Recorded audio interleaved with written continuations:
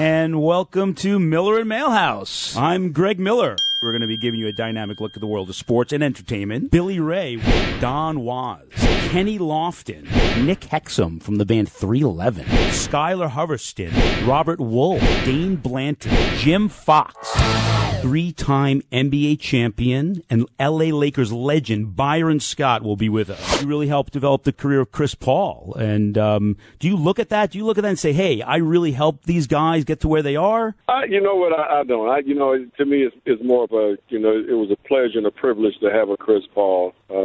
Yeah. And, maybe me allowing him to play the type of style that I thought was best fitted for him and for us as a team allowed him to grow quicker. But I saw it from day one that the kid was just special and, just put the ball in his hands and trusted him and allowed him to do the things that I thought he was capable of doing. Now, we are on PlayboyRadio.com, and I was just wondering, back in the day, Showtime, the Lakers were the hottest thing in the country for basketball. You got Magic Johnson, superstar. Did you guys ever get invited? Did you ever hang out at the Playboy Mansion? I think we got I'm pretty sure, and I remember getting invited, but I was married at the time. My wife was not having that. Oh, so Kings have been amazing lately. Last week, they completed a sweep of the East Coast team. They cleared away the Metropolitan teams, first beating the Islanders, then beating the Devils and the Rangers, shutting out two of those teams, only giving up 2 goals in the 3-game series. They've now won 4 in a row after coming home, all with backup goalie Scrivens. Ben Scrivens, who's in for the injured Jonathan Quick. And who would have thought that Scrivens would be so amazing? Former Major League Baseball star Kenny Lofton, 6-time All-Star,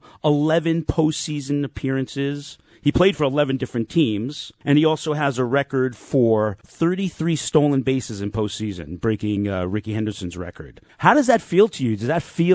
When you accomplish that and you look back in your career, do you say, hey, that was something I'm really proud of? I mean, I look at a lot of things that I'm proud of, and I just feel like that was one thing. But being able to get to the playoffs, I feel that many times, and then to be able to steal the bases in certain situations that I did. I mean, I just felt like it was my game. A really incredible guest coming on with us. He's an actor, writer, and comedian, best known for his work on the HBO series Arliss, Robert Wool. What do you see about the Mets? They signed Granderson, and I know they signed veteran Bartolo Colon. They just picked up. You must have a national show, because who else would ask about the Mets?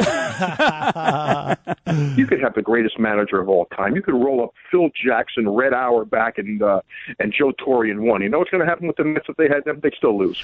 He won the Olympic gold medal for Team USA in men's beach volleyball in 2000 Summer Games in Sydney, Australia. Dane Blanton. We just really focused one match at a time, and at the end of the day, we're standing on top of that podium, obviously the pinnacle of our sport, and you didn't realize how big it was until you got back, and you just understand, you're not playing for your city, you're not playing for just your high school team or your college national championship, you're playing for an entire country, and that's what the Olympics are all about. Don Was will be with us. One time I met Sam Phillips from Sun Records, who produced Elvis and Howlin' Wolf and all that. And we were talking about mic placement. And he said, there was no guitar mic for Scotty Moore. There was no vocal mic for Elvis. He said, we mic'd the room. He said, I walked around that little room, and I found the spots where it sounded good, and I put a microphone there. So it's almost the exact opposite of the way people do it today. But those records sound incredible. To be honest with you, it's not that different from sports. You go out there with a playbook, but you adjust, man. We've got a really exciting guest. He's a film director of such films as Breach and Shattered Glass, and an excellent screenwriter. He was one of the co-writers on The Hunger Games, and most recently, Captain Phillips, the huge mega hit starring Tom Hanks, which is in theaters everywhere today.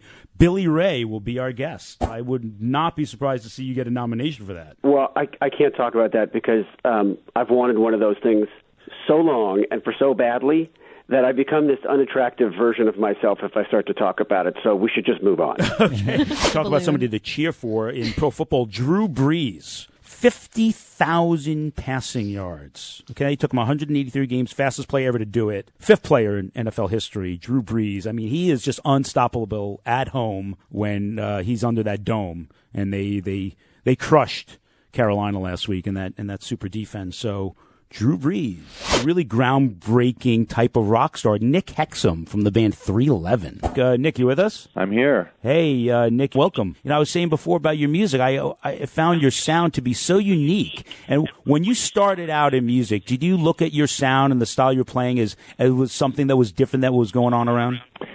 I mean, definitely it was out of step with what was going on. I mean, in the early 90s, there was a lot of grunge was dominating, and we just always gravitated towards the funkier sounds. We loved reggae and dance hall and hip hop, but we also liked heavy music and guitar-based rock. So combining those things, it was a tough sell at first, especially being from Nebraska, coming with a brand new sound. But we just stuck to our guns a lot, like we'd watched other bands like U2 and REM, that they just stuck to their sound, and eventually the mainstream came around to them. Talking about our feel-good story, Nick Foles of the Philadelphia Eagles has really turned around their franchise. I mean, he didn't have a touchdown pass last week, but he still hasn't thrown an interception in, I think, 199 passes, which is close to an NFL record. He's really turned around this team. I mean, they were in such disarray going nowhere. Now they seem to have order in their team. They've got a good running game. The defense is coming around. And I think that Nick Foles, even though he's only started 7 games in his career, okay, we're not going to say he's Johnny Unitas yet, but he's off to a great start. And I think that the future's looking bright for Philadelphia Eagles with Nick Foles as quarterback.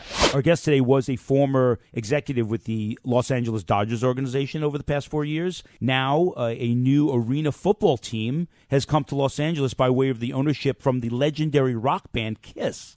Yeah, Gene Simmons and Paul Stanley have teamed up. They have hired our guest, Skylar Hoverston, will join us as a guest. Skylar has taken over as president of the L.A. Kiss Arena Football League, and they start this week. So football's back in L.A. And Thanks for that. Skylar Hoverston, how you doing, Skylar? I'm doing great. It's good to be here. Hey, welcome to the show. Before we get into what you've done with the L.A. Kiss, you, for the last several years, have been with the Dodgers organization. Yeah. 4 years ago, the Dodgers were an absolute mess. And to see this turnaround, and you had a great hand in heightening the awareness and getting the brand out there.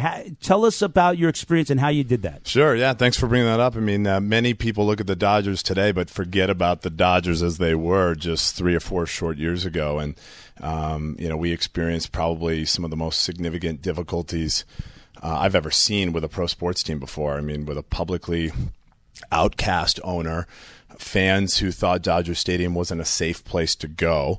So that was tremendously difficult to overcome. Hey, we're really excited about, the whole opportunity here for football to be back in Los Angeles. And football is back in L.A. It's good to say. The legendary voice, color commentator of the L.A. Kings, plus he played 10 seasons for the Kings, Jim Fox. The Kings go to the net. That's their style. That's why the bounces are happening when they're happening and where they're happening on the ice, because the Kings are a big, strong team and they go to the net. Each team has an identity, and you need all different types of players. But you have a guy like Dustin Brown, you have a guy like Matt Green. These guys are the identity guys. The Kings are a rough, tough bunch of guys. They're not flashy, and they get it done. And that's the type of thing that they do, and that's the type of character they look for. I'm Gregg Miller. Thanks for joining us.